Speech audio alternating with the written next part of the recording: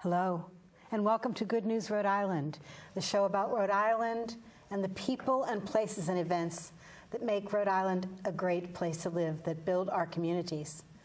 And we're constantly digging into the past and looking into the future to try to understand Rhode Island in its whole context. Today we're going to talk about an interesting problem. A museum has disappeared. It has been lost. And students at Brown and professors at Brown through the Archaeology Center at Brown are looking into what the museum was, why it is no longer, and how they can restore some of what was known there. So thank you so much for being here. We're going to be talking about the JenksMuseum. And Elizabeth Crawford is here, and her title is Council of Conceptual Cohesion and Unified Practices. And Rebecca Souls is here, and she is known as the Registrar of Rare Research and Artifact Recovery. And they also have someone who's named Lily Benedict, who's chairman of Museum Taphonomy and Resurrection. So they have very unique titles that are very, very pompous, if I might say. And they're into a very serious and very humorous research mode for finding out more about this JenksMuseum. So thank you for being here, for coming down the hill to our studios. First of all, tell us about you all. Sure. Well, thank you for having us. The Jenks Society as a whole formed about 2 years ago when Lily Benedict, who graduated last year from our program in the Public Humanities at Brown, spoke with Professor Stephen Lubar about this lore of this lost museum, and then pursued it as a student project. And so the majority of the Jenks Society comes from the Public Humanities Center, and both Becky and I are second years in that program. It's a master's program. And we each find our own niche within the humanities. I'm interested in the arts, contemporary art, and its integration with historical artifacts. And then Becky, do you want to speak?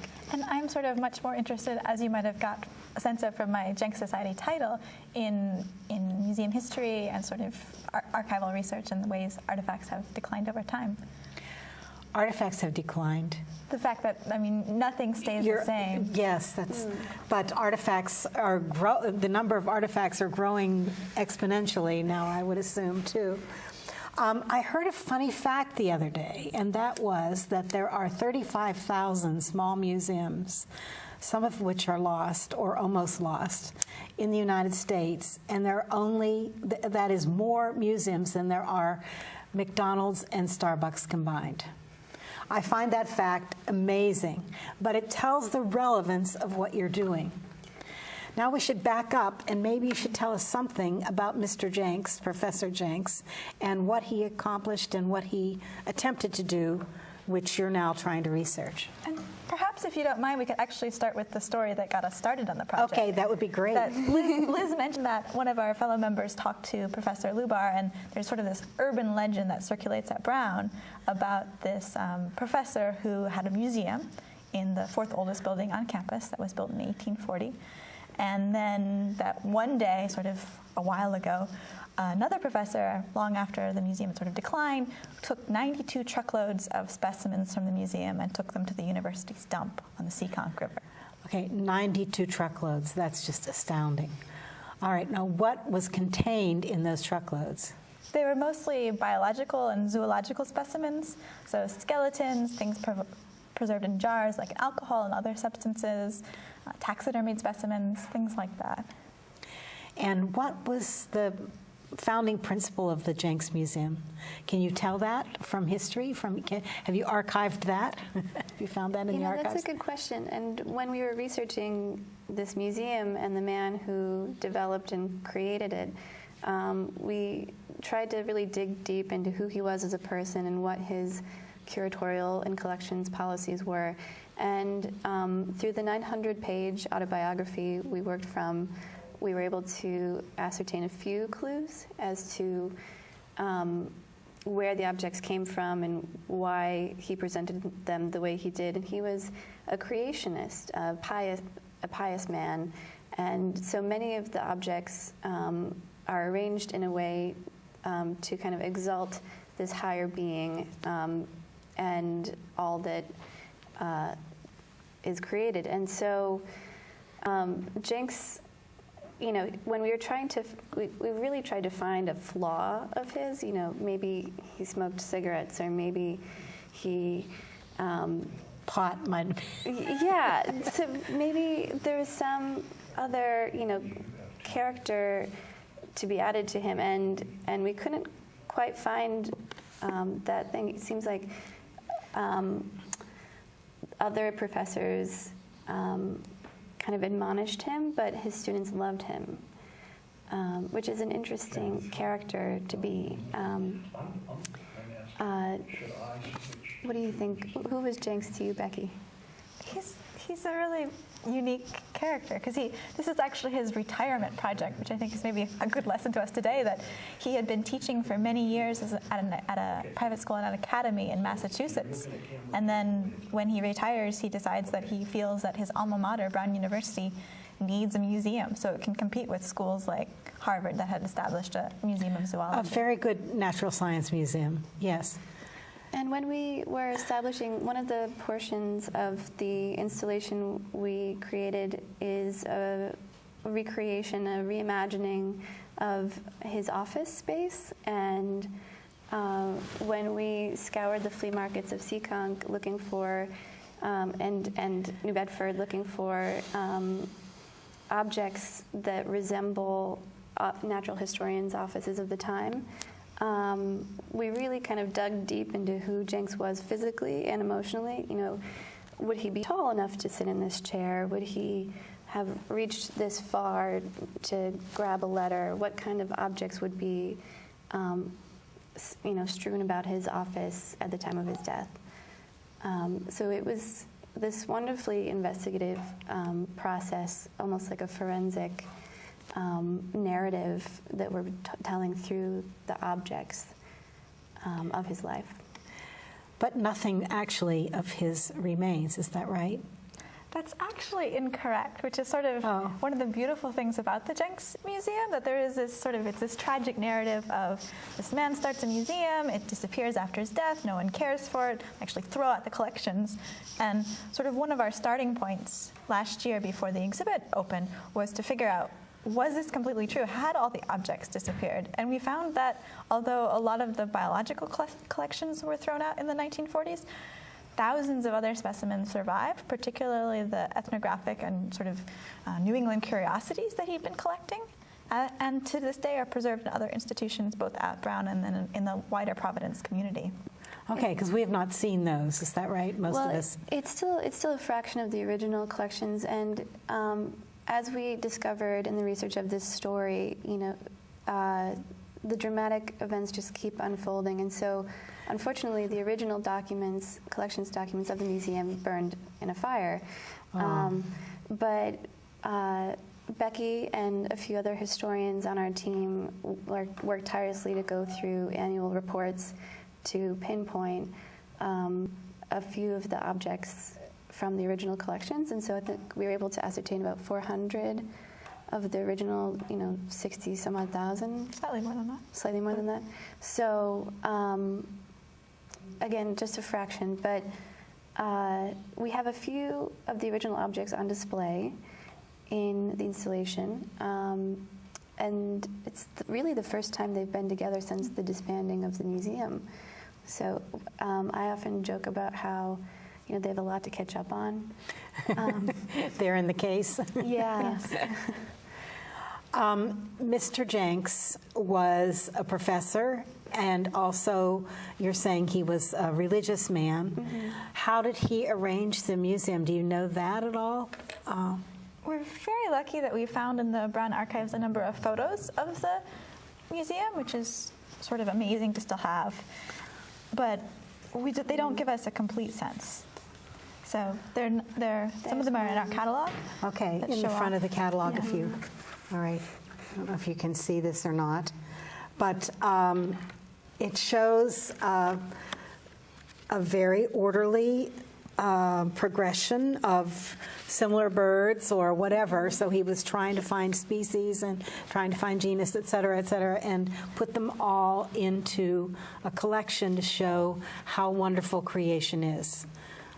By assumption, he doesn't believe in evolution. Is that true? That's true. Yeah. He does not believe in evolution. And we have a clever nod to that in our installation as well, and we placed a copy of Origin of the Species under his bedchamber pot as a kind of clever aside to indicate his scientific values. So he would have read or heard of Darwin and the finches and et cetera, the research. Yeah. Perhaps one of the most sort of pithy ways that Jenks sort of encapsulated his religious beliefs was that sort of fairly late in life, in 1894, just before he dies, he actually attended a conference or a gathering of sort of noted scientists. And he stood up at the event and raised his Bible and proclaimed, "There is more bound up here than in any department of science." So throughout his life, he was sort of continually finding ways to make his religion work with his scientific beliefs. But what were his scientific beliefs? Well, can you tell? One of our theories, or one aspect of our theory of why the museum was disbanded, was because Brown was attempting to distance itself from the creationism behind the acquisitions policy. So that's just one aspect. But we've gathered from documents written by his students that his true love was taxidermy. In fact, there's this one beautiful piece that was published in The Atlantic in 1934 by his student named Dallas Lore Sharp that describes his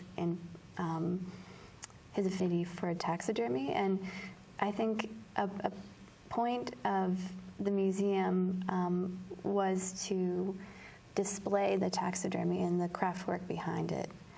I think he was a very complicated man that entered into Brown University at the age of 14, and was also he taught agricultural zoology for many years because of the Farm Act of the Morrill Land Grant Act? Yeah, Morrill Land. Thank you, Becky. So for a while, Brown was actually the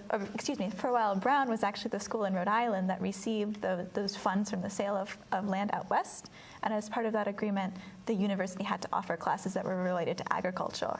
So Jenks had actually just opened the museum and returned to Brown, and suddenly the president is letting Jenks know that in addition to being curator, you need to teach some classes. So, in fact, there was one student that called him a martyr to science. It seems like the enthusiasm was there, and a martyr to science. Yeah. We're talking about the Jenks Museum, the Lost Museum at Brown University, and we're talking to find out where it went and where it is now. So, welcome. Mr. Jenks had a philosophy. He was looking toward the future, wasn't he? If you taxidermize animals, don't you have a sense that you want to preserve them because you have some sense that they will not always be there? Certainly in education. And this is something I learned through working on this project, is that museums are a reflection of what the cultural and academic values are of the time. And so the history of taxidermy museums is embedded in what was valued in natural history at the time, which was to preserve these species through murdering them and taxiderming them. So, which is much different to how we might view preservation today with, natural science foundations and things like that. But he had a sense that, if you do that, don't you have to have a sense that it may end, that there may be some time when these animals are not existent or they're extinct, or was that what he was doing, or was he really just saying, look at these are present day beautiful objects that have been created by a creator and therefore you need to see them? One of the interesting things is that Professor Jenks is traveling a lot. So, if we think about Rhode Island in the late 19th and early 20th century, it's already a very urban place that a lot of natural species that once were here wouldn't be here anymore. So Jenks spends a lot of time in Florida, where he brings back a lot of species that from down there. And then he also travels around the U.S. collecting other things. So he would have been able to bring things back that were not native to Rhode Island, and his students would be able to see those. He also had a good connection with the keeper of the Central Park Menagerie, today the Central Park Zoo. So if animals there unexpectedly passed away or died for some reason, the keeper would send the carcasses up to Jenks for taxiderming and display in the Jenks Museum. So he was able to get some more exotic creatures that way. It definitely seemed like his only collections philosophy was to take everything. That there was this real collector in him, that he wanted to subsume all of knowledge through these objects. And there's also lore of Queen Victoria's Shetland pony making its way into the Jenks Museum. All of these, what some people would call curious objects that have their own lore beyond what their species actually contain. A lot of curiosities. So, well, he had some sense that he was doing something that was really important, and he was passionate about it. And then a curator came along, a biologist came along who decided that this was an unhealthy show because what was used? Formaldehyde? Arsenic was used in taxidermy and other sort of bad and things. So it was really dangerous to have these things around, even though they were under glass, apparently, originally, but now they were in boxes somewhere. And this person decided to throw away 92 truckloads of a museum without, I'm sorry to judge this person, but without thinking of the future or the ways that biology may have been impacted by urbanization or whatever, how things had changed. And so here we have someone who has decided that the future does not need the knowledge that someone else who was a scholar felt was so important. It's a very interesting concept. And this professor, whose name is actually J. Walter Wilson, who now has a building on Brown's campus named for him. He's actually a really great character that we love to sort of villainize in our story. But I think it's also important to think about that there was other people earlier, after Professor Jenks died, who made decisions about boxing up the collection in 1915 and the decision not to have a full-time curator and things like that, who contributed to this fact that by the time the 1940s come around, that Professor Wilson sort of is stuck with the collection, that he's forced to make a decision that's not good for anyone. You have a society now, and you are wearing the pin or the emblem of the society with Professor Jenks' picture and some of his walking sticks behind him. I don't know if we can get that on our film here, but you have decided to wear black. So there's a humorous side of this as well, that you understand that other museums have preserved their collections, but that somehow this whole story is just too bizarre to be believed.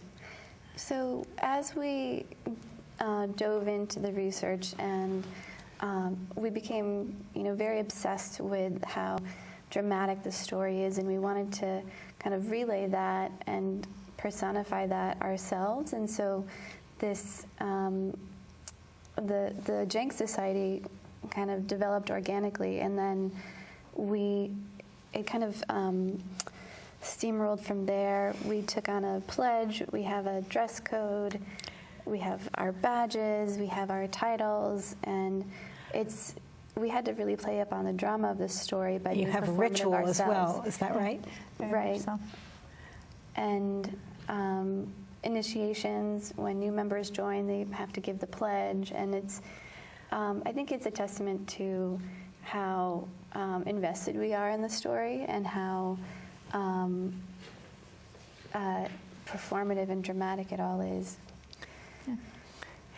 You are doing something in May. You're having a whole lot of lost museums or small museums come together. Do you want to talk about the symposium that you're about to organize, or you're organizing? Sure. So May 6th through 8th of this year, we have 30 presenters coming from all over the world. We sent out a call for papers last summer and received about 150 proposals. And what's exciting about the symposium is that it's not a traditional academic symposium. We have certainly a number of fascinating case studies on lost museums of yore, but we also have artists and performers coming to address other aspects of lost museums and what it really means for a collection to be lost. Is it within the museum itself? Is it tucked away in the corners, never to see the light of day? Is it, what does it mean for cultures to change, and why would something disappear? And so we have a symposium starting again May 6th through 8th, and it's free, it's open to the public, but we do ask you to register. There's more information and a list of presenters on our website. Okay, and your website, do you want to name it? Sure, it's Jenks? JenksMuseum.org. Okay. Now, the other thing that you've done is that you have found artists who are recreating a kind of a museum, in that they are looking at fantasy objects and saying what the museum might have held. Maybe you can talk about this one. This is all kinds of small insects or sea animals that seem to have made their way into this very detailed reconstruction of a fantasy display. One of the first things we did when we were interested in recreating aspects of the museum was we knew that because so many objects were lost, we needed to recreate a few. And using the list of collections documents that we could find, we stratified them as being either natural history specimens, ethnographic objects, or curiosities. And then we sent out a call to artists, and 88 artists produced objects for us from one or all three of those categories, and we gave them the listing as we had found it in the original collections document, so it's a little bit eccentric and not standardized in any way, and it reads kind of like surrealist poetry. A two-tailed, swallow-tailed butterfly, a parrotfish, primitive stone figures squatting, Burmese cheroot, Indian bell. Some of these terms you just have to use your imagination. So he was naming things as he needed to. He did not have the formal Latin name. for things? Unfortunately, we don't have his actual accession books, where he would have officially recorded, probably more scientifically, what the things were that he was bringing in. He would also label things, and in the case of zoological specimens, most of the labels do have scientific names. But since we don't have these accession books, we were recreating it based often on a list of donors for the year that said they gave me such X, Y, and Z, or people who visited the museum said, I saw this, or photographs. And so these poor artists, received this information and agreed to make us objects based on the information we provided. And so some of them are creative interpretations of what those objects originally were, and some are a bit more historically accurate. And so, for instance, these are glass rim horns made by Aaron Pexa, who is a RISD MFA, sculpture MFA, who graduated last year. Those are Insects in Variety by Jessica Kruder, who's from Tennessee. And we received feedback from artists all over the country. In fact, the descendant of P.T. Barnum contacted us to make an object. And we accepted everything that came to us, nearly. And those are on display now. And they're arranged in a storage-like industrial manner, as if the collection still existed today, what they might look like. So everyone can see these and can imagine themselves and go home and make their own object that they think Mr. Jenks may have loved. Yes. Well, Please. I want to thank you very much for being here. This little booklet is available to you. We hope that you will take part in the Lost Museum Symposium. And I want to thank Elizabeth Crawford and Rebecca Souls for coming and for sharing with us the humor and the depth of your research and the ways that you're trying to find out what was left for us in the past that we have lost. So thank you very much for being here. Thank you for having us. Yes. And thank you for watching Good News Rhode Island. We're sure that there's good news around you, and you're helping to make it. Thank you.